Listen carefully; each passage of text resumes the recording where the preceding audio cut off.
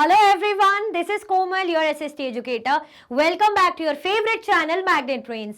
Magnet Brains आपको provide कराता है हाई क्वालिटी एजुकेशन, वो भी बिल्कुल फ्री ऑफ कॉस्ट, किंडरगार्टन से लेके क्लास 12 तक की सीबीएसई बोर्ड के कोर्सेज के साथ साथ आपको अदर स्टेट बोर्ड के भी कोर्सेज अवेलेबल है इन हिंदी मीडियम, जैसे कि UP board, Bihar board, Delhi board के कोर्सेज प्रॉपर सिस्टमैटिक वे में। कोई दिक्कत परेशानी आपको नहीं होगी। डेली प्रैक्टिस सेट्स के क्वेश्चंस भी मिलेंगे, प्रैक्टिस भी करते जाइएगा। ई बुक्स और ई नोट्स की लिंक आपको डिस्क्रिप्शन बॉक्स में अवेलेबल है, भटकने की बात बिल्कुल भी नहीं बनती। सो आज हम क्या करने वाले हैं, चैप्टर 4 है हमारा जिसका नाम है एयर, उसका माइंड मैप करने वाले हैं, है ना। अच्छा चैप्टर था, बढ़िया चैप्टर था। जैसे हमारे इसमें रहे एयर, वाटर, ठीक है, इसके बाद है वाटर वाला, ये तो हमारे एयर चैप्टर है। एयर की कितनी लेयर्स होती हैं, है ना। एटमॉस्फेयर क्या होता है जिसके अंदर हमारी हवाएं मौजूद होती हैं, एटमॉस्फेयर की कितने टाइप्स की लेयर्स होती हैं, एटमॉस्फेरिक प्रेशर क्या होता है, विंड क्या होता है, टेम्परेचर, क्लाइमेट, ये सारी चीजें इस चैप्टर में हमने कवर की थी, पढ़ी थी, ठीक है। उसी को अब हम क्या करेंगे, रिकॉल करेंगे। तो सबसे पहले क्या कर दीजिए, आप लाइक कर दीजिए, ठीक है, लाइक कर दो। फिर एयर के बारे में जरा जान ले कि क्या बताया जा रहा है हमें हवा के बारे में। आपको क्या दिख रहा है, एटमॉस्फेयर। एटमॉस्फेयर की इंफॉर्मेशन यहां पे दी हुई है। क्या होता है एटमॉस्फेयर, देखो ये हमारा अर्थ है,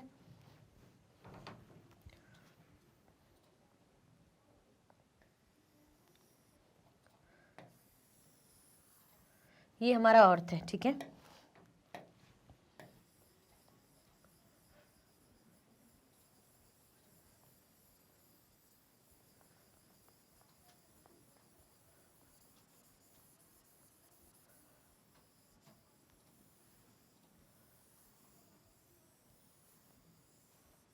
अर्थ ही, अब इस अर्थ को क्या करके रखता है एटमॉस्फेयर, चादर की तरह कवर करके रखता है ऐसे।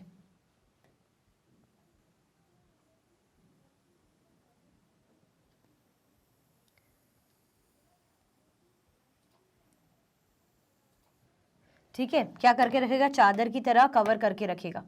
तो ये क्या है,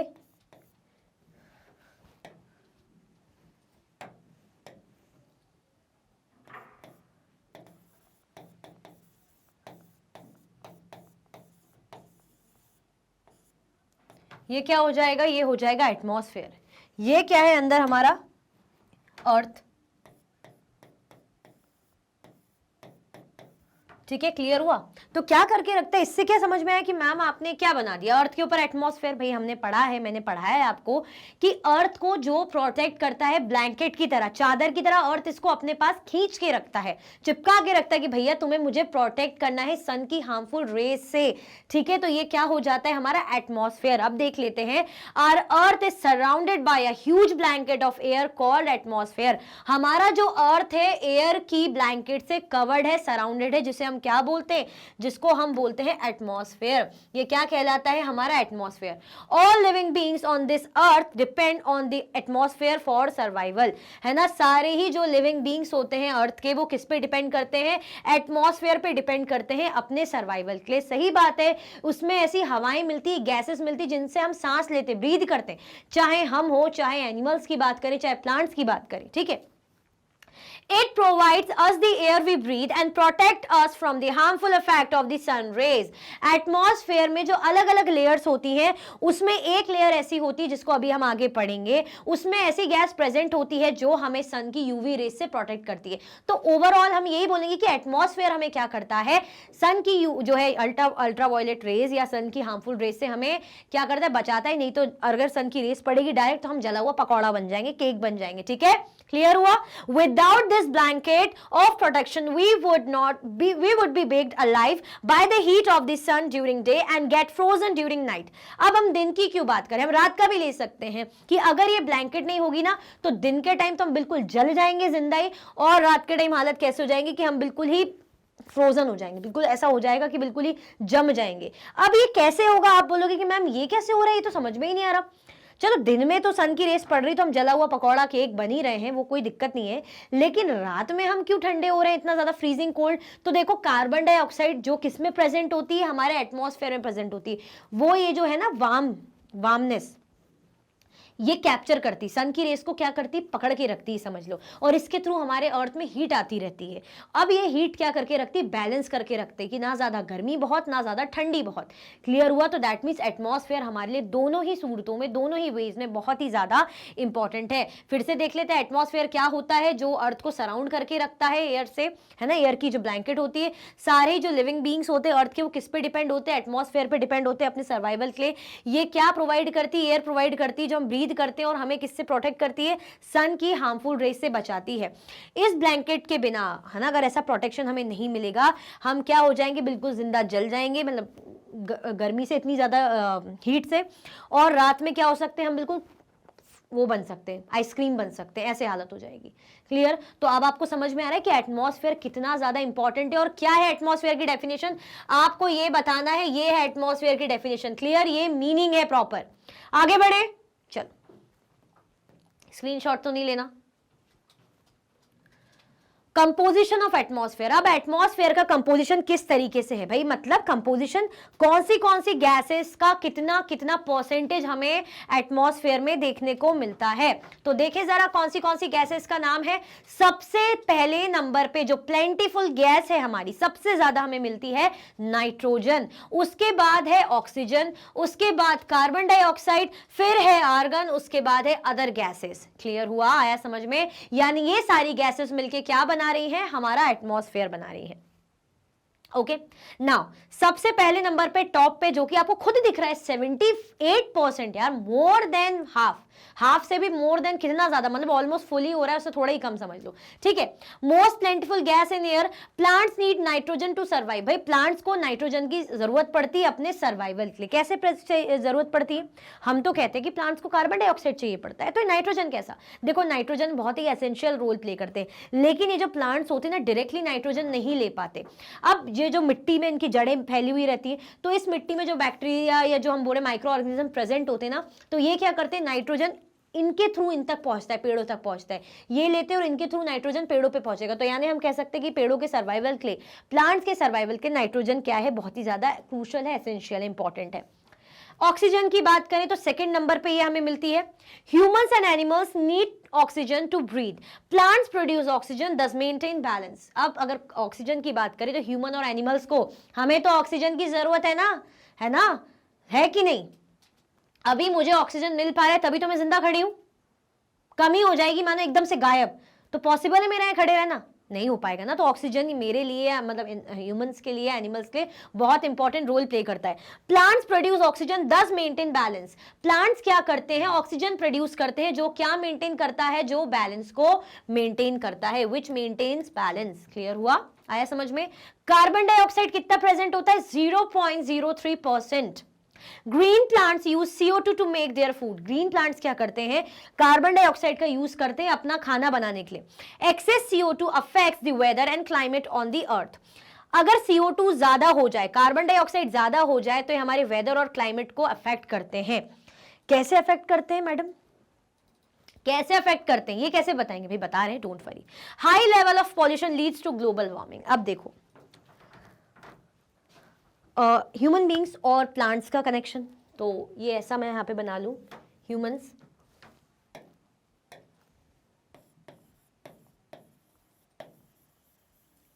सामने में लिख देती हूँ प्लांट्स, है ना, यहाँ पे मैं ह्यूमन लिख देती हूँ, यहाँ पे प्लांट्स थोड़ा नीचे ही लिख देते हैं ताकि यहाँ पे सर्कल बन जाए, ह्यूमंस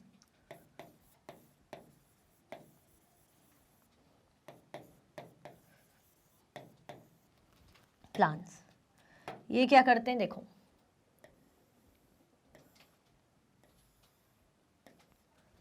ह्यूमंस क्या देते हैं प्लांट्स को,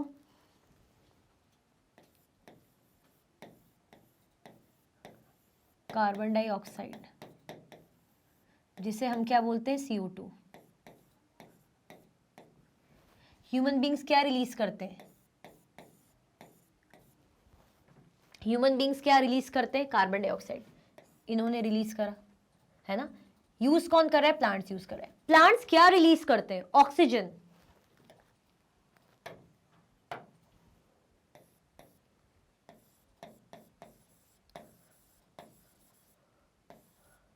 और ये ऑक्सीजन हमारे लिए कितना ज्यादा जरूरी है ये तो बहुत अच्छे से पता है आपको। तो इस तरीके से गिव एंड टेक चलता रहता है ना, बिटवीन द एनिमल्स या ह्यूमंस एंड प्लांट्स। क्लियर हो गया है ना। तो ऐसी साइकिल चल रही, साइकिल भी नहीं बोलेंगे, गिव एंड टेक प्रोसेस चल रही कि ह्यूमंस कार्बन डाइऑक्साइड दे रहे हैं, क्योंकि हम क्या करते हैं, we inhale the oxygen and exhale the carbon dioxide. हम क्या करते हैं, सांस लेते हैं, जो ब्रीद इन करते हैं ऑक्सीजन लेते हैं, जो ब्रीद आउट करते हैं वो कार्बन डाइऑक्साइड निकलता है।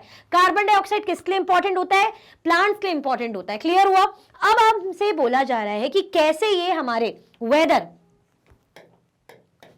वेदर और क्लाइमेट के लिए इंपॉर्टेंट है ना। अगर ये कार्बन डाइऑक्साइड ज्यादा हो जाए है ना, तो कैसे हमारे वेदर और क्लाइमेट को अफेक्ट करती है, अगर ज्यादा हो गई तो कैसे करेगी। मैंने अभी आपको बताया कि सनरेज आती है, सनरेज आएगी भाई, अर्थ में आती है। कार्बन डाइऑक्साइड क्या करती है, इस सनरेज को वो क्या करती है, कैप्चर करके रखती है। कैप्चर मतलब ऐसे काफी हद तक रोक लेती है, पकड़ के रखती है। ये क्यों काम आती है, ये इसीलिए काम आती है ताकि क्या हो कि ये हीट बनी रहे, है ना। अब दिन में तो सन की रेस पड़ रही है, अच्छी बात है, गर्मी है, हम जल रहे हैं, अगर मानो वो ना हो, एटमॉस्फेयर की लेयर ना हो, इन केस ये समझ लो। रात में क्या, रात में तो सूरज ढल जाएगा, तो यानी क्या हो जाएगा, बहुत ठंडी हो जाएगी, क्योंकि सन की रेस गायब एकदम से, मतलब बोलते हैं ना जज्बात ही बदल जाएंगे, बिल्कुल ही तख्ता पलट हो जाएगा। तो कार्बन डाइऑक्साइड काम क्या करती है, ये जो सन की रेस को ट्रैप करके रखती है, पकड़ के रखती है ना, मतलब अपने पास रख लेगी ट्रैप करके, और ये हीट प्रोड्यूस होती रहती है। जैसे रात में जब सूरज ढल जाता है शाम को, तो ये जो हीट है बरकरार रहती है, मतलब एकदम से ठंडा नहीं होता। ऑब्वियसली थोड़ा सा टेम्परेचर कम होता है, हम बोलते हैं रात में थोड़ी ठंड हो रही है, अब सही लग रहा है, धूप नहीं लग रही है, लेकिन फिर भी ये जो हीट तो लगेगी ना। ऐसा तो नहीं कि बिल्कुल ही ठंडा लग रहा है, बिल्कुल आइसक्रीम बन गए, अभी जल रहे थे और एकदम से आइसक्रीम बन गए, ऐसा नहीं, मीडियम रहेगा, एवरेज रहेगी चीजें। तो ये किसके कारण हो रहा है, कार्बन डाइऑक्साइड के कारण हो रहा है। तो एक लिमिट तक अगर हो रहा है, हीट दे रहा है, तो अच्छी बात है। लेकिन अगर कार्बन डाइऑक्साइड का जो स्तर है वो बढ़ जाए, है ना, और ज्यादा बढ़ जाए, तो सोचो कितनी गर्मी होगी। तभी तो हम बोलते हैं ग्लोबल वार्मिंग। ग्लोबल वार्मिंग मतलब ग्लोबल यानी हम वर्ल्ड की बात करें, ग्लोबली क्या हो रहा है, सब गर्म हो रहा है, टेम्परेचर राइज हो रहा है। टेम्परेचर राइज होगा, जो ग्लेशियर्स वगैरह है वो गलेंगे, मेल्ट होंगे, समुद्रों में पानी जाएगा, और समुद्रों के आसपास के जो कोस्टल रीजन है, कोस्टल एरियाज है, वहां पे क्या आएगी, बाढ़ आएगी, तबाही मचेगी, दिक्कत होगी। क्लियर हुआ। इसीलिए ग्लोबल वार्मिंग इसके कारण भी होती है, यानी कार्बन डाइऑक्साइड को ग्रीन हाउस गैस भी बोला जाता है, लेकिन ग्लोबल वार्मिंग का कॉज भी कहा जाता है। एक लिमिट तक है तो ग्रीन हाउस गैस है, अगर लिमिट ज्यादा बढ़ गई, बहुत ज्यादा कार्बन डाइऑक्साइड हो रहा है, बहुत ज्यादा गर्मी हो रही है, यानी ग्लोबल वार्मिंग, जो कि गलत हो जाएगा, है ना। यानी इसलिए बोलते हैं लिमिट में हर चीज होनी चाहिए, एक्सेसिव नहीं होनी चाहिए, एक्सेसिव नहीं होनी, ज्यादा नहीं होनी चाहिए। क्लियर आया समझ में। अब आर्गन की बात करें तो आर्गन कितना है हमारा 0.93%, और बाकी अदर गैसेस हीलियम वगैरह ये सारी जो है 0.04% रहेगी। क्लियर। तो ये हमारे कंपोजिशन है किसका, एटमॉस्फेयर का। फिर से देख लेते हैं, नाइट्रोजन सबसे ज्यादा गैस जो हमें मिलती है एटमॉस्फेयर में, सबसे टॉप पे सबसे ज्यादा नाइट्रोजन, जो प्लांट्स के लिए बहुत इंपॉर्टेंट होती है। ऑक्सीजन 21% होती है, जो एनिमल्स और ह्यूमन बींग्स के लिए ऑब्वियसली इंपॉर्टेंट होती है। प्लांट्स क्या करते हैं, रिलीज करते हैं ऑक्सीजन, और वो हम यूज करते हैं, हम इनहेल करते हैं। कार्बन डाइऑक्साइड क्या करते हैं, प्लांट्स के बहुत जरूरी होती है, जो हम एक्सेल करते हैं, हम निकालते हैं, हम प्रोड्यूस करते हैं कार्बन डाइऑक्साइड, है ना, एक्सेल करते हैं।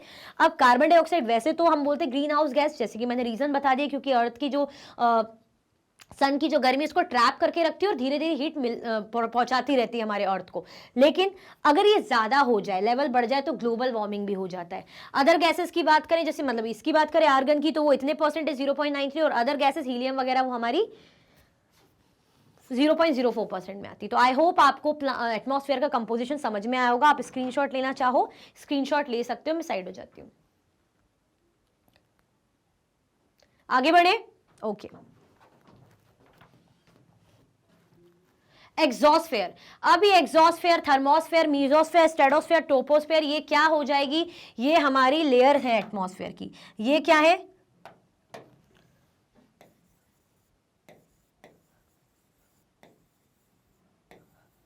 लेयर्स ऑफ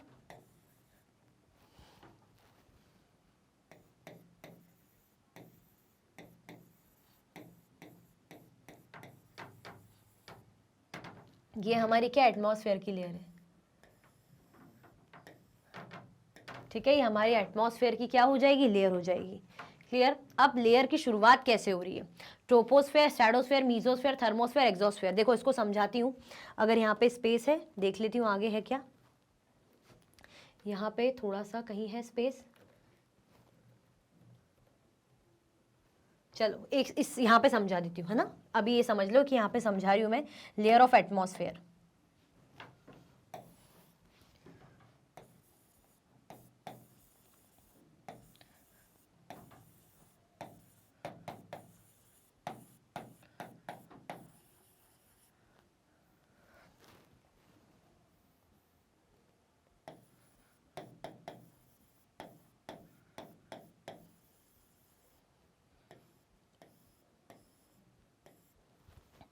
हमारा ये अर्थ है,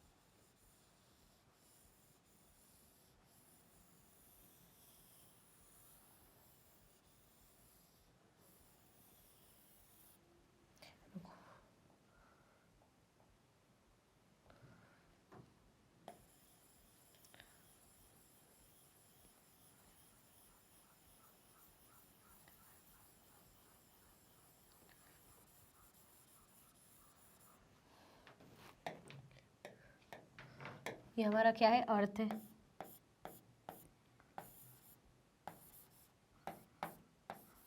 ठीक है, लेयर कैसे शुरू होती है, ऐसे शुरू होगी। जिसने नहीं देखा उनको बता रही हूँ, मतलब मेरा काम है बताना। पहली लेयर, ये हमारी एटमॉस्फेयर की लेयर क्या करती है, सराउंड करके रखती है, तो ऐसे रहेगी, मतलब ऐसे समझ जाओ, यहाँ से स्टार्ट होगी first, second layer, third layer, fourth layer, fifth layer. यहाँ से हमारी लेयर शुरू होगी, है ना। तो पहली अगर मैं लिख दूँ यहाँ पे, फर्स्ट नंबर पे वाली लेयर रहेगी हमारी ट्रोपोस्फेयर।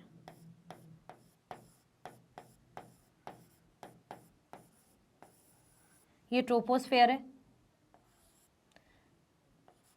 ये क्या है, स्ट्रेटोस्फेयर,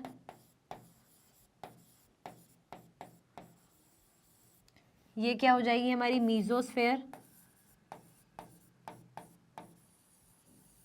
ठीक है, ये क्या है, स्ट्रेटोस्फेयर, मीजोस्फेयर, और उसके बाद क्या हो जाएगी हमारी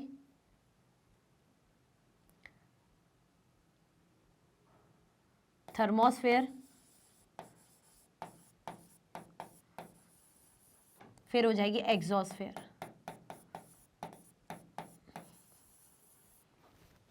ठीक है, तो आपको अगर मैं यहाँ पे लिख दूँ फर्स्ट, ये वाली लेयर है हमारी फर्स्ट, सेकंड, थर्ड,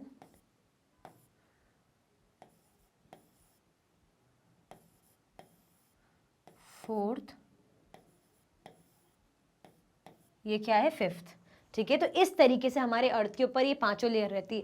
फर्स्ट वाली ये यहाँ से शुरू होती है, फिर स्ट्रेटोस्फेयर आती है, मीजोस्फेयर, थर्मोस्फेयर और एक्सोस्फेयर। इस तरीके से हमारी ये लेयर रहती है। तो मैं इसलिए ड्रॉ करके बता रही हूँ ताकि समझ में आ जाए कि क्या है लेयर, कैसे याद आ जाए आपको, अगर भूल गए हो। ऐसे तो याद होगा, लेकिन अर्थ के ऊपर से, क्योंकि ये पूरा क्या है, हमारे सारी एटमॉस्फेयर के अंदर ही आ रही है ना। ये पार्ट किसका, एटमॉस्फेयर का ही पार्ट है, लेकिन एटमॉस्फेयर भी 5 लेयरों में डिवाइडेड है, ये हमें ध्यान रखने की जरूरत है। तो अब हम इनके बारे में रीड करेंगे, ट्रोपोस्फेयर, स्ट्रेटोस्फेयर, इनके बारे में पढ़ेंगे। ठीक है, तो मैंने ड्रॉ करके बता दिया, अब स्क्रीनशॉट लेना चाहो स्क्रीनशॉट ले सकते हो। फिर आगे बढ़ते हैं, मतलब देख लेते हैं जो स्लाइड में हमें पढ़ना है। बढ़े आगे, ओके। चलो यहां से शुरू करते हैं। फर्स्ट वाली हमारी ये है, फर्स्ट लेयर ये है, फर्स्ट लेयर है ट्रोपोस्फेयर। देखो ट्रोपोस्फेयर सबसे हमारी जो है पहली लेयर होती है, क्लोजेस्ट टू दी अर्थ, अर्थ के सबसे करीब की होती है। ऑब्वियसली पहली लेयर है तो अर्थ के सबसे पास यही है। द एवरेज हाइट 13 किलोमीटर, यहाँ पे जो उसकी एवरेज हाइट है, मतलब कितनी ऊंचाई तक है ये वाली लेयर, तो 13 किलोमीटर तक है। Air we breathe exist here, जिस हवा को हम ब्रीथ करते हैं, है ना, हमें सांस लेने के लिए जिन हवाओं की जरूरत होती है, वो हमें कहाँ मिलती है, ट्रोपोस्फेयर में मिलती है। ठीक है, और सारे जो भी वेदर फिनोमिना होते हैं, बारिश वगैरह, है ना, फॉग, हेल स्टॉर्म वगैरह, वो सब यही होते हैं। मतलब जो भी हमारा मौसम वगैरह से रिलेटेड जो भी फिनोमिना होंगे, बारिश, मैंने बताया ना, यहाँ पे बारिश हो गई, फॉग हो गया, धुंध वगैरह, सब इसी के ही कारण होते हैं, इसी लेयर में ही होते हैं। क्लियर हुआ। तो सबसे फर्स्ट और अर्थ की सबसे क्लोज की लेयर है ट्रोपोस्फेयर, अर्थ के सबसे पास होती है। और क्या होता है, इसकी एवरेज हाइट 13 किलोमीटर होती है ना। यहाँ इसमें वो हवा मिलती है जो हम ब्रीद करते हैं। रेन, फॉग, हेलस्टॉर्म, ये जो भी वेदर फिनोमिना सब यही होते हैं। नाउ सेकंड है हमारी स्ट्रेटोस्फेयर। सेकंड नंबर की लेयर है हमारी स्ट्रेटोस्फेयर। यहां पे क्या होता है, extends to a height of 50 kilometre. ये कितनी ऊंचाई तक है, कितनी हाइट तक फैली हुई है, 50 kilometre. Free from any weather condition, है ना। जो भी वेदर कंडीशन है उससे क्या है, ये फ्री, मतलब वेदर कंडीशन यहां पे नहीं होती। कुछ भी वेदर रिलेटेड फिनोमिना, मौसम से रिलेटेड फिनोमिना यहां पे नहीं होते। अब जब यहां पे मौसम से रिलेटेड कोई भी फिनोमिना नहीं होते तो यानी एरोप्लेन उड़ाने के लिए यहां पे कंडीशन कैसी रहती है, बहुत ही बढ़िया रहती है। Contains ozone gas which protect us from the sun rays. ये क्या कंटेन करती है, ओजोन गैस कंटेन करती है जो हमें सूर्य की रेस से, सन की रेस से, हार्मफुल रेस से बचाती है। मैंने बोला था ना कि एटमॉस्फेयर, अभी हमने पढ़ा था कि हमें यूवी रेस से, हार्मफुल रेस से बचाता है। तो एटमॉस्फेयर बचाता है मतलब क्या, एटमॉस्फेयर के अंदर जो स्ट्रेटोस्फेयर लेयर होती है उसमें जो ओजोन गैस प्रेजेंट होती है, क्योंकि हमने देखा ना कि हमारे एटमॉस्फेयर में गैसेस प्रेजेंट होती है, अभी पढ़ी थी ना हमने, कार्बन डाइऑक्साइड, ऑक्सीजन, नाइट्रोजन, ये सारी गैसेस। तो इसमें जो गैस होती है, ओजोन प्रेजेंट होती है, जो हमें क्या करती है, सन की रेस से प्रोटेक्ट करती है। क्लियर हुआ, आया समझ में। तो कितनी फैली, 50 किलोमीटर तक, किसी भी वेदर फिनोमिना से फ्री है। यहां पे एरोप्लेन उड़ाने के लिए कंडीशन बहुत बढ़िया है ना। ये कंटेन करती ओजोन गैस जो हमें क्या करती, सन रेस से प्रोटेक्ट करती है। नाउ थर्ड नंबर पे मीजोस्फेयर। थर्ड नंबर पे क्या हो जाएगी, mesosphere. Extends to height of 80 kilometre. Third number की लेयर है, ये कितनी तक फैली, कितनी हाइट तक फैली, 80 किलोमीटर तक। मीजोस्फेयर में खास क्या है कि मीटियोरॉइड्स जो गिरते हैं, जिनको उल्का पिंड बोलते हैं ना, इस लेयर से जलना शुरू कर देते हैं। तो आप कैसे याद कर सकते हो, मी और मी, मी और मी, ऐसे आप याद कर सकते हो। क्लियर हुआ, है ना। तो ये कितने तक फैली, 80 किलोमीटर तक फैली है। मीटियोरॉइड्स यहाँ पे जैसे एंटर होते हैं, जैसे फॉर एग्जांपल ये लेयर है, यहाँ पर आएंगे और जलना शुरू कर देते, बर्न होना शुरू कर देते जैसे इसके अंदर एंटर होंगे, है ना। एयर के फ्रिक्शन से इतनी स्पीड से आएंगे, रॉक फॉर्म में दिखते, पत्थर जैसे दिखतेंगे, ऐसे चट्टानों ऐसे आएंगे टूटते हुए, मतलब टूटे टूटे पीसेस रहते हैं, और जैसे ही एंटर होंगे मीजोस्फेयर लेयर में, जलना शुरू कर देते, बिल्कुल फायर बॉल्स की तरह लगते हैं। ठीक है, तो ये खास है। नाउ थर्मोस्फेयर, ये फोर्थ नंबर की लेयर होती है हमारी, ठीक है, fourth number. Temperature rises very rapidly with height. It contains the ionosphere which helps in radio transmission. यहाँ पे जो टेम्परेचर होता है बहुत ही जल्दी बढ़ता है, राइज होता है ना। It contains the ionosphere. ये क्या कंटेन करती है, आयनोस्फेयर लेयर इसके अंदर रहती है, जो किस लिए काम आती है, रेडियो ट्रांसमिशन के लिए। यहाँ पे क्या होता है, जो हमारे अर्थ से जो वेव्स आती हैं, है ना, उसको ये क्या करती है, वापस इसी से, इस लेयर से आती, टकरा के वेव्स वापस ट्रांसमिट हो जाती है, अर्थ में चली जाती है ना। तो रेडियो ट्रांसमिशन के लिए वाली जो थर्मोस्फेयर लेयर है अच्छी रहती है। एग्जॉस्फेयर, ये सबसे हमारी लास्ट की लेयर है, फिफ्थ नंबर की लेयर होती है exosphere. Very thin air gases, यहाँ पे थिन एयर गैसेस मिलेंगी, हल्की फुल्की सी गैसेस जैसे हीलियम, हाइड्रोजन, यहाँ पे स्पेस में फ्लोट होती रहती है यहाँ से। क्लियर, तो ये हो जाता है हमारा एग्जॉस्फेयर। तो ये पांचों हमारी क्या है, लेयर ऑफ द एटमॉस्फेयर। ये क्या है,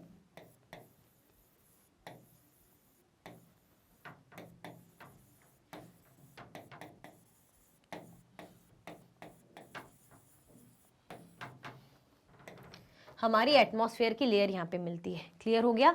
ट्रोपोस्फेयर सबसे टॉप की, फिर से बता देती हूँ फटाक से, यहाँ पे सारे वेदर फिनोमिना होते हैं, मौसम से रिलेटेड सारी चीजें होती हैं, है ना। इसकी एवरेज हाइट 13 किलोमीटर तक होती है, और इसमें वो गैसेस होती है जो हवा होती है जिससे हम सांस लेते हैं।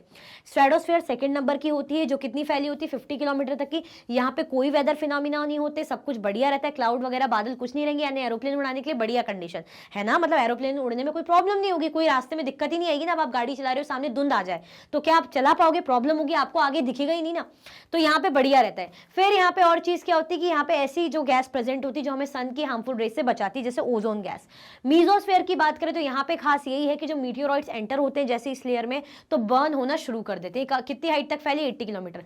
थर्मोस्फेयर की बात करें तो इसमें आयनोस्फेयर लेयर प्रेजेंट होती है। यहाँ पे टेम्परेचर बहुत ज्यादा बढ़ता है क्योंकि इसकी ऊंचाई बढ़ रही है। साथ में यहाँ पे क्या होता है, रेडियो ट्रांसमिशन के लिए बढ़िया हो जाता है, क्यों, आयनोस्फेयर के कारण। एग्जॉस्फेयर फिफ्थ नंबर की लेयर है, जहाँ पे हल्की फुल्की सी गैसेज हमें देखने को मिलती है, आउटर मोस्ट लेयर होती है हमारे अर्थ की, और हल्की फुल्की गैसेस जैसे हीलियम, हाइड्रोजन वगैरह यहाँ से फ्लोट होती है। क्लियर, चलो स्क्रीनशॉट लेना है, स्क्रीनशॉट ले लो, फिर आगे बढ़ते हैं। आगे बढ़े, ओके। वेदर एंड क्लाइमेट, अब किसके बारे में देखेंगे, वेदर एंड क्लाइमेट के बारे में देखेंगे। क्या आपको वेदर और क्लाइमेट के बीच का डिफरेंस पता है क्या, ठीक है, हम बोलते हैं मौसम से रिलेटेड कुछ होगा, बारिश, ठंडी, जो भी है, पर वेदर और क्लाइमेट में फर्क क्या है? मैं बोलूंगी आज का वेदर ऐसा है, मैं बोलूंगी कि उस जगह का क्लाइमेट ऐसा है। क्या समझ में आया? है ना? वेदर मतलब अगर आप समझ जाओ कि फॉर एग्जांपल मैं अपने एरिया के बारे में बता रही हूँ कि पता है हमारे यहाँ का आज का वेदर कैसा था, कि आज तो बहुत ठंड हो रखी थी, धूप बिल्कुल निकली नहीं। फिर मैं बताऊंगी कि आज का वेदर ऐसा है कि आज धूप निकली हुई है और ठंड भी थोड़ी कम लग रही है। फिर बताऊंगी यार आज तो बारिश हो गई, हमारे यहाँ बिल्कुल रेनी सा ऐसा वेदर हो रखा है। तो वेदर से आपको क्या समझ में आ रहा है कि अरे ये तो बदल रहा है, कल धूप थी, परसों नहीं थी, आज बारिश हो रही है, फिर कल ठंड बढ़ जाएगी, फिर परसों धूप आ जाएगी, कुछ समझ में नहीं आ रहा है। यानी ये चेंजेस हो रहे हैं, है ना, वक्त के मतलब बहुत जल्दी जल्दी इसमें चेंजेस आ रहे हैं। क्लाइमेट क्या होता है? जब एक जगह आप हो, आप एक फॉर एग्जांपल 2 मंथ से आप किसी जगह पे हो, आप बोलोगे अरे यहाँ का तो क्लाइमेट ठंडा ही है ना, क्योंकि मैं 1 आध 2 महीने से रह रही हूँ तो मैं ठंडा ही लगता है, ऐसा ही क्लाइमेट रहता है। ऐसा नहीं कि आज गर्मी आ जा रही है, ठीक है सनराइज हो रहा है, सन निकल रहा है, ऐसा नहीं है, लेकिन ठंडा ही क्लाइमेट है। यानी लंबे समय तक जैसा मौसम रहता है किसी भी जगह का, उसे बोलते हैं क्लाइमेट। और वेदर क्या होता है? जो बदलता रहता है, अभी बारिश हो गई, फिर धूप आ गई, फिर ठंड हो गई, फिर सन निकल गया। क्लियर? देखो, weather is this hour to hour day to day condition of the atmosphere. It can change dramatically from day to day.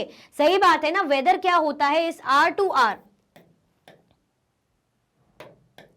Weather is this hour to hour day to day condition of atmosphere. ये क्या होती है? मतलब are to are changes होते हैं, है ना। अब यहाँ पे क्या होता है? ड्रामेटिकल चेंज आते हैं, मतलब डे टू डे कैसे ड्रामेटिकल चेंजेस की बात की जा रही है।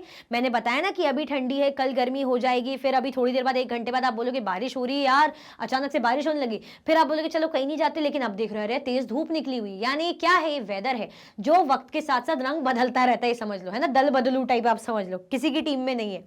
Now what about climate? Just opposite. The average weather condition of a place for longer period of time represents the climate of a place. जब एवरेज आप देखते हो कि वेदर कंडीशन किसी भी जगह की उस पीरियड की लंबे समय तक के लिए वैसे ही है ना, कि आपने देखा कि एवरेज यहाँ पे इतना समझ में आ गया कि ठंडी ज्यादा रहती है, यानी आप बोलोगे यहाँ का क्लाइमेट ठंडा है। आप देखोगे कि मैंने जितना 1-2 महीने में यहाँ पे रहा हूँ या इतने सालों से मैं देख रहा हूँ कि बारिश होती रहती है ऑलमोस्ट, तो यहाँ का जो वेदर है मतलब क्लाइमेट है वो मानसून क्लाइमेट रहता है ना, बारिश चलती रहती है। आपको आइडिया लग गया, ऐसा नहीं कि आज बारिश देख रहे हो, कल धूप निकली, फिर ठंड होगी, फिर बारिश नहीं, आपको इतना समझ में आ गया कि हाँ बारिश होती रहती है। क्लियर हुआ? तो एवरेज जो औसतम आप मौसम देखोगे उसको लंबे समय तक के लिए, आप लॉन्गर पीरियड के लिए जो ऑब्जर्व करते हो, देखते हो, उसे बोलते हैं क्लाइमेट। दैट मींस वेदर और क्लाइमेट में डिफरेंस समझ में आया कि नहीं आया? जैसे हम बोलते हैं ना पोलर रीजन्स, वहां का क्लाइमेट कैसा, बिल्कुल -डिग्री में चल रहा है, बिल्कुल ठंडा फ्रिजिड ऐसा सा है ना। क्या आप बोल रहे हो कि वहां पे बारिश हो गई या वहां पे एकदम से बहुत भीषण गर्मी होगी? नहीं बोल सकते। आपको पता है कि भाई वहां का क्लाइमेट ऐसे ही है। क्यों? क्योंकि बहुत लंबे समय तक वहां का क्लाइमेट ऐसा ही है ना, कोई चेंजेस ऐसे नहीं हो रहे कि अभी बारिश, अभी फिर धूप आ गई, ऐसा कुछ नहीं। क्लियर? तो वेदर यानी वक्त के साथ मतलब दल बदलू टाइप है, बदलता रहता है, और क्लाइमेट जो लंबे समय तक के लिए वैसे ही रहता है। ठीक है, चलो स्क्रीनशॉट लेना है, स्क्रीनशॉट ले लो, आगे बढ़े। Main elements of weather and climate. Weather और क्लाइमेट के मेन एलिमेंट क्या क्या है ना, क्या क्या एलिमेंट हो जाएंगे वेदर और क्लाइमेट के? टेम्परेचर इंपॉर्टेंट रोल प्ले करता है, प्रेशर इंपॉर्टेंट रोल प्ले करता है, विंड्स इंपॉर्टेंट रोल प्ले करते हैं, और humidity and rainfall important role play करते हैं। टेम्परेचर मतलब हमारा तापमान, प्रेशर दबाव, हवा, और उमस और बारिश, इनका क्या रोल रहता है हमारे वेदर और क्लाइमेट में, हम जरा इसे देख लेते हैं। और अगर अभी तक लाइक नहीं किया है तो लाइक कर लो भाई, लाइक करने में कैसी कंजूसी है ना, लाइक करने में किसी भी प्रकार की कैसी भी कंजूसी नहीं होनी चाहिए। जल्दी जल्दी से लाइक शेयर करो, फिर हम क्या करते हैं, हमारी गाड़ी को आगे बढ़ाते हैं। बढ़े आगे, ओके। नाउ टेम्परेचर देखते हैं, the degree of hotness and coldness of the air. देखो टेम्परेचर का मतलब क्या होता है, हवा की डिग्री, मतलब हवा कितनी गर्म है या हवा कितनी ठंडी है ना। The degrees of hotness and coldness of the air है ना। हम बोलते ना हवा ठंडी चल रही है या हवा बहुत ठंडी है, हवा बहुत गर्म है, यानी टेम्परेचर कैसा है, टेम्परेचर भी गर्म है। अगर गर्म हवाएं हैं यानी गर्म है, टेम्परेचर ज़्यादा होगा, टेम्परेचर इंक्रीज होगा, बढ़ा हुआ तापमान होगा, यानी हमारा टेम्परेचर कैसा हो जाएगा, गर्म, है ना।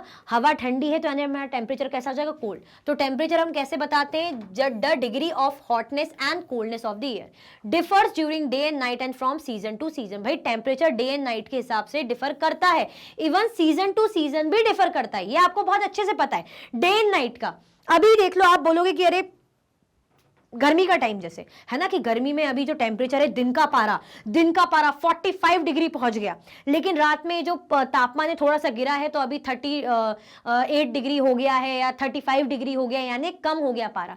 तो आपने क्या देखा, एक ही दिन में अलग था, रात में पारा मतलब डिग्री कम हो गई, यानी टेम्परेचर क्या हो गया, लो हो गया। टेम्परेचर में क्या आया, चेंज आया, है ना। तो ये day to day and night में भी चेंज होता है, इवन सीजन टू सीजन भी होता है। अभी क्या चल रहा है, जैसे आप बोलोगे ठंडी का सीजन चल रहा है, विंटर सीजन चल रहा है, फॉर एग्जाम्पल विंटर सीजन क्या हमेशा चलता रहेगा, विंटर सीजन चल रहा है यानी ठंडी ठंडी हवाएं चल रही हैं, मौसम ठंडा है।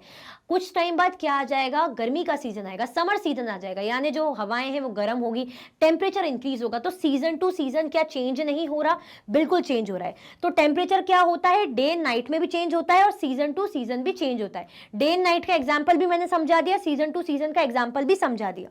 The heat is derived from the incoming solar energy received by the earth. Heat कैसे हम डिराइव करते हैं, जो सोलर एनर्जी होती है, जो सूर्य की किरण होती है, जो सूर्य की ऊर्जा होती है, जो हमारे अर्थ पर पड़ती है, एनर्जी जो हमारे अर्थ पर आती है, हमारा अर्थ रिसीव करता है, ठीक है। The insolation decreases from the equator to the poles. जो इंसोलेशन है वो डिक्रीज हो जाता है इक्वेटर से पोल्स की तरफ। यानी कैसे डिक्रीज होगा, देखो इसलिए बनाना पड़ेगा आपको अर्थ, नहीं तो समझ में नहीं आएगा।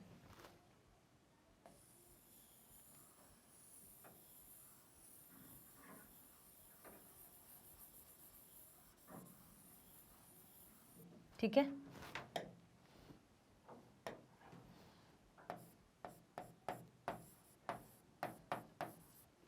अर्थ ड्रॉ कर दिया, ये हमारा क्या है, सन है।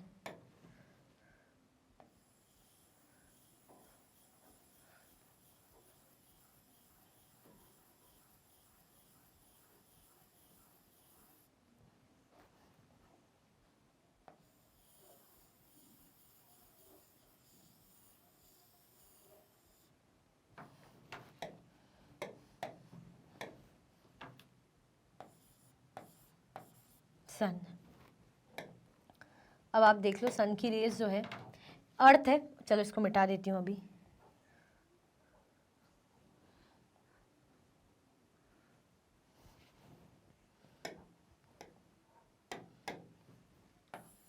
क्योंकि इक्वेटर की लाइन बनानी पड़ेगी ना, इक्वेटर की लाइन नहीं बनाएंगे तो काम कैसे चलेगा भाई। देखो रेड कलर से इक्वेटर की लाइन बना देते हैं, नहीं रेड से नहीं बनाएंगे, दूसरे कलर से बनाएंगे, ब्लू से, डार्क ब्लू से बना देते हैं। ये क्या है, हमारी इक्वेटर की लाइन है, ठीक है।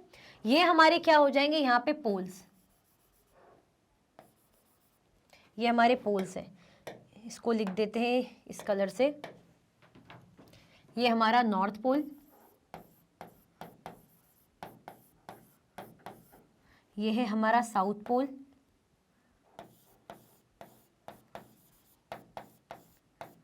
ये है हमारा इक्वेटर, ठीक है।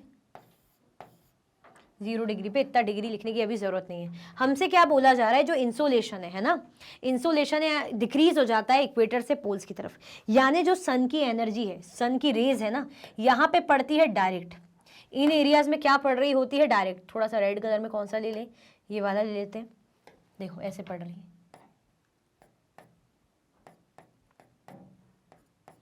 यानी इक्वेटर के पास वाले एरिया में कैसे पड़ रही है, यहाँ तक सन की रेज पहुंच रही है।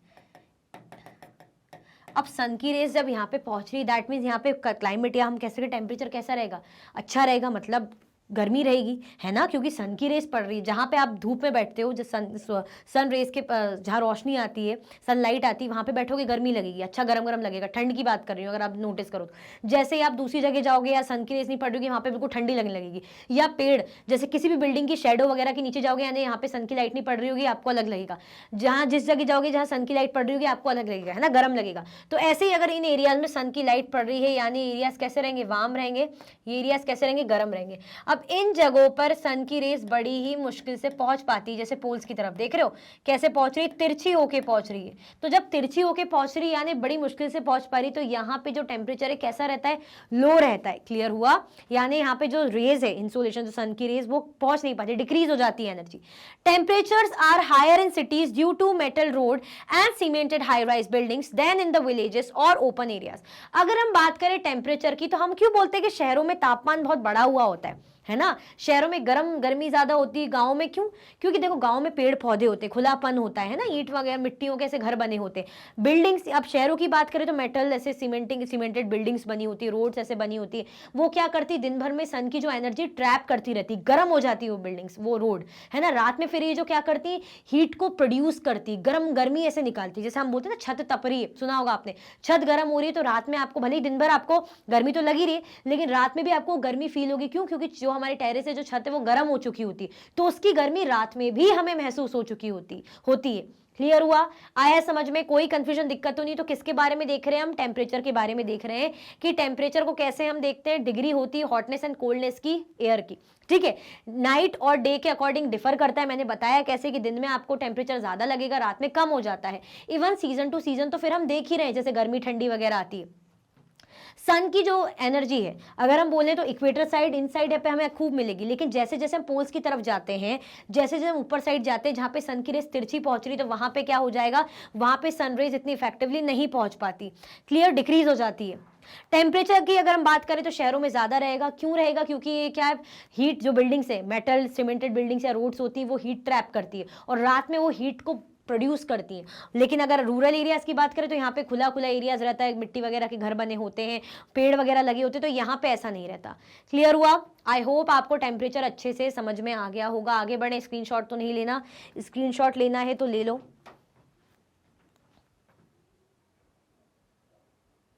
आगे बढ़े, चलो।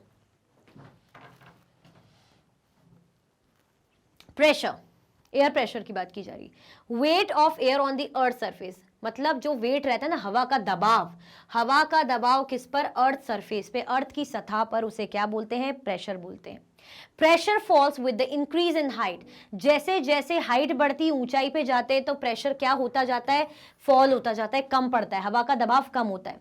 लो pressure areas have cloudy skies and wet weather, low pressure area जो रहेगा है ना, जहां पे हवा का दबाव कम रहेगा, वहां पे जो बादल, मतलब आसमान कैसा रहेगा, बादल बादल रहेंगे, और वेदर कैसा रहेगा, वेट, गीला। Higher pressure areas have cold and heavy air, higher pressure area में वहां पे हवा कैसी रहेगी, गर्म रहेगी और हैवी, भारी भारी। High pressure is associated with clear and sunny skies, high pressure area की बात करें तो यहाँ पे कैसा रहेगा, साफ, बिल्कुल साफ आसमान, और बिल्कुल धूप धूप निकली होगी, सन दिख रहा होगा। Air always move from high pressure area to low pressure area, हवा हमेशा हाई प्रेशर एरिया से लो प्रेशर एरिया की तरफ मूव करता है। मतलब अगर हम देखें कि एयर प्रेशर क्या है, क्या बताना चाह रहे हैं, तो आप ऐसे देख लो जैसे हमारे जमीन है,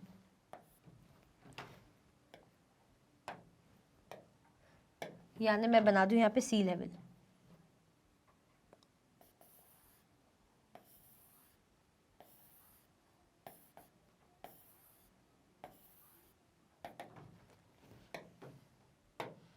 यहाँ पे टेम्परेचर कैसा होता है, यहाँ पे प्रेशर कैसा होता है, हाई प्रेशर, सी लेवल पे प्रेशर कैसा रहेगा,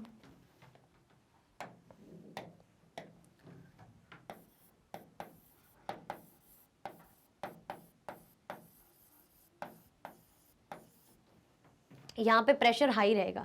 जैसे जैसे जैसे जैसे हम ऊपर जाएंगे,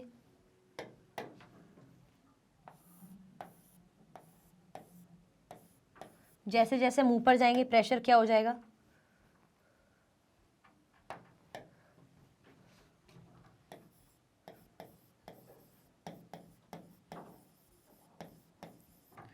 लो प्रेशर हो जाएगा, ठीक है, लो प्रेशर हो जाएगा। लो प्रेशर की अगर हम बात करें तो यहाँ पे क्या रहता है, इसके खास फीचर्स अगर हम डिस्कस करें यहाँ पे, तो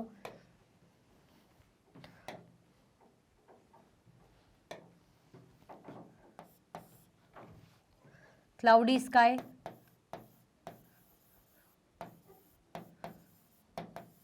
बिल्कुल आसमान कैसा होगा, बादलों से भरा, और वेदर कैसा होगा, वेट वेदर, है है ना। वेदर कैसा होगा, मौसम कैसा होगा, थोड़ा सा गीला गीला सा। हाई प्रेशर की बात करें तो यहां पे क्या रहेगा, क्लियर स्काईज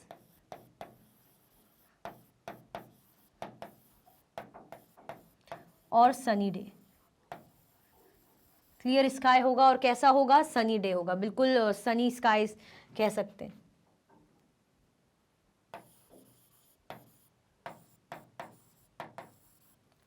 ठीक है। हाई प्रेशर एरिया की जो हवा कैसी होती है, कोल्ड और हैवी होती है। यहां की जो हवा कैसी होती है, कोल्ड और हैवी।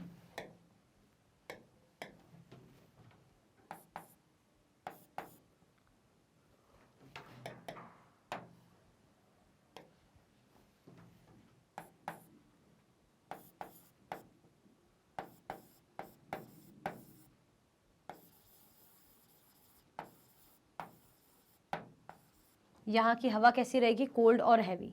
यहाँ की कैसी रहेगी हवा, हॉट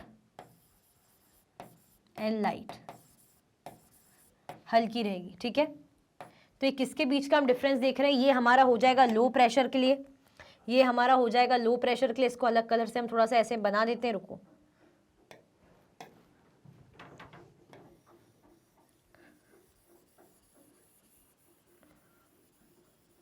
ये हमारा लो प्रेशर के लिए हो जाएगा और इसको अलग कलर से कर देते हैं।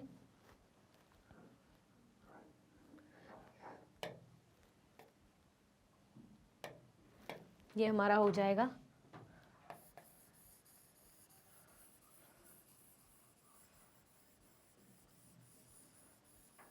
हाई प्रेशर के लिए। ठीक है, ये हो जाएगा हमारा हाई प्रेशर के लिए। क्लियर, अब समझ में आ रहा है, कोई कंफ्यूजन दिक्कत तो नहीं। रुको, इसको वाइट से ही कर देते हैं।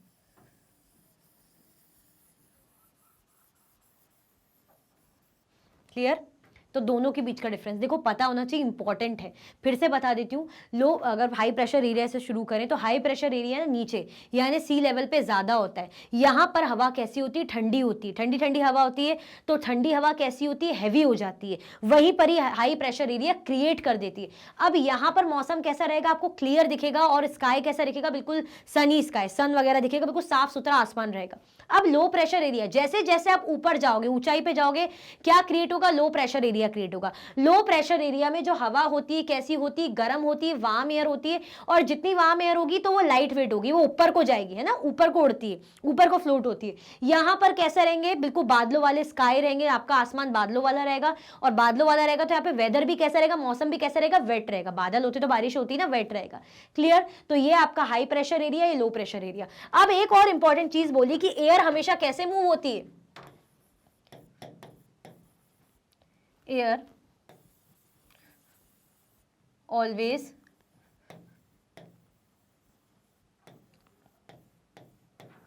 एयर हमेशा कैसे मूव करती है,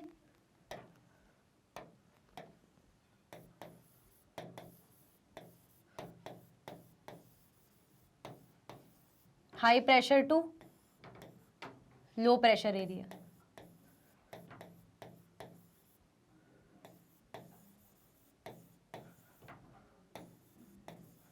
है ना, एयर कैसे मूव करती है, हमेशा high pressure area to low pressure area move करती है। इसका जो मूवमेंट रहेगा इसी तरीके का रहेगा, किसका, एयर का। क्लियर हो गया, आगे समझ में, आप इसका स्क्रीनशॉट ले सकते हो। फिर हम आगे बढ़ते हैं। अब इसको दोबारा समझाने की मुझे नहीं लगता ऐसी कोई नीड है। क्लियर, आगे बढ़े, चलो। नाउ विंड्स की बात की जा रही है, हवा, movement of air from high pressure to low pressure. देखो विंड क्या होती है, जब हवाएं जो होती हैं हाई प्रेशर एरिया से लो प्रेशर एरिया की तरफ फ्लोट ब्लो करती, उड़ती है, उसे हम बोलते हैं विंड। विंड के हमारे तीन डायरेक्शन होते हैं, तीन टाइप्स होते हैं, अभी समझेंगे।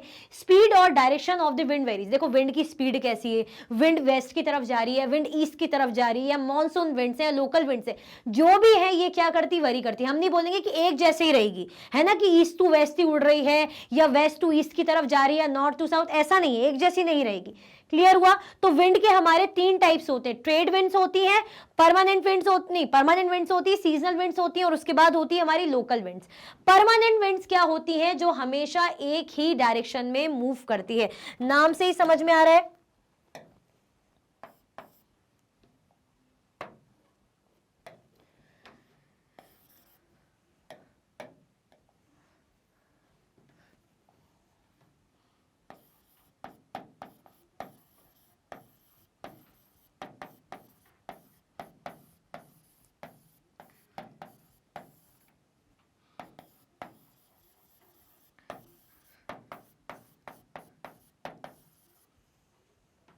ऐसी विंड जो हमेशा सेम ही डायरेक्शन में मूव करेगी, है ना, डायरेक्शन बदलेगा नहीं, जैसे ट्रेड विंड्स हो गई, है ना, वेस्टर्लीज और ईस्टर्लीज। वेस्टर्लीज क्या होती हैं, जो वेस्ट डायरेक्शन से स्टार्ट होती है ना, फ्रॉम वेस्ट।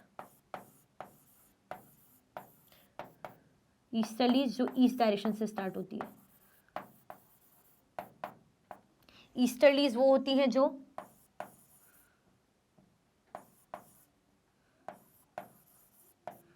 ईस्ट डायरेक्शन से स्टार्ट होती है। क्लियर, आ गया समझ में। अब दूसरी सीजनल विंड। सीजनल विंड जो सीजन के अकॉर्डिंग ब्लो करती है, सीजन वाइज, जैसे मानसून विंड, जब मानसून का सीजन होता है तब बारिश वगैरह आती है तो ये सीजनल विंड होगी। लोकल विंड जो लोकली उस पर्टिकुलर एरिया में ब्लो करती है, जैसे बहती है ना, लैंड एंड सी ब्रीज हो गई, लू वगैरह, तो लोकल जो उस एरिया में रहेगी वो ब्लो करती है, वो लोकल विंड्स हो जाती है। तो यानी हमारे विंड क्या होती है, जब high pressure area to low pressure area हवा मूव करती है उसे विंड बोलते हैं। 3 टाइप्स की विंड होती है, परमानेंट विंड जिसमें ट्रेड, वेस्टर्लीज, ईस्टर्लीज, नाम से समझ में आ रहा है, जो एक ही डायरेक्शन में ब्लो करती है, बहती है। सीजनल विंड जो सीजन के अकॉर्डिंग ब्लो करती है, जैसे मॉनसून। लोकल विंड्स जैसे लैंड और सी ब्रीज, लू एटसेट्रा। क्लियर, आगे बढ़े, कोई कंफ्यूजन, दिक्कत तो नहीं है। और स्पीड और डायरेक्शन जो है विंड का वेरी करता है, हम ये नहीं बोलेंगे कि सिर्फ एक जैसा ही रहेगा। स्क्रीनशॉट ले लिया, आगे बढ़े। Okay, humidity and rainfall. अब किसके बारे में बताया जा रहा है, ह्यूमिडिटी के बारे में और रेनफॉल के बारे में। Amount of moisture present in the air. देखो ह्यूमिडिटी यानी जो उमस, तो जब हवा में नमी प्रेजेंट होती है ना, हवा में जब नमी रहेगी, थोड़ा सा गीला गीलापन। देखो ह्यूमिडिटी जब जिस दिन उमस भरा दिन होता है ना आपके कपड़े सूखते हैं, ना हवाएं ऐसी चलती है, आपके जो बॉडी में भी स्वेटिंग ऐसी सी रहेगी, चिपचिपाहट सी रहेगी, हवा भी नहीं लगेगी, कपड़े भी नहीं सूखेंगे। यानी हवा में क्या रहती है, वाटर का प्रेजेंस रहता है, मॉइस्चर का प्रेजेंस रहता है। ठीक है, when water vapour rises then the air cools, condenses, clouds are formed and then rain falls. अब रेन कब फॉल होती है, जब वाटर वेपर क्या होती है, राइज होती है, यानी इवेपोरेशन की प्रोसेस होती है, जो नदियों तालाब में पानी है वो वेपर बन के हवा में उड़ जाता है।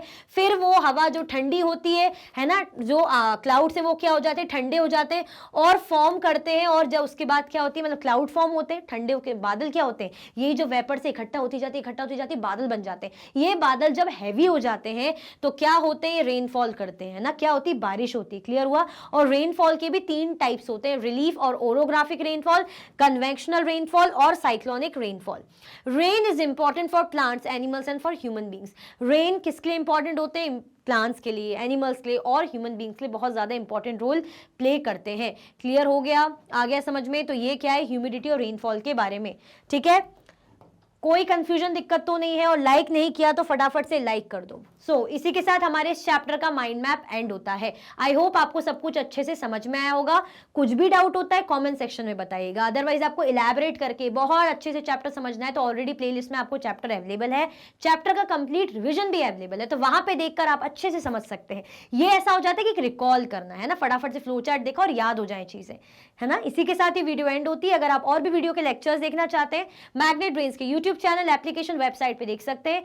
ई नोट्स और ई बुक्स के लिंक आपको डिस्क्रिप्शन बॉक्स में अवेलेबल है। ये सारे के सारे हाई क्वालिटी के कोर्सेज हैं, जैसे कि CBSE board, Delhi board, Bihar board, UP board, MP board, Rajasthan board, Vedic maths, crash course, spoken English courses अच्छी क्वालिटी में और 100% फ्री अवेलेबल है। आप हमें सारे के सारे प्लेटफॉर्म पर भी फॉलो कर सकते हैं, जैसे कि यूट्यूब है, फेसबुक है, इंस्टाग्राम, एक्स और व्हाट्सएप। लाइक, शेयर, सब्सक्राइब करना बिल्कुल भी ना भूलें। अपना ख्याल रखें। Thank you so much for watching.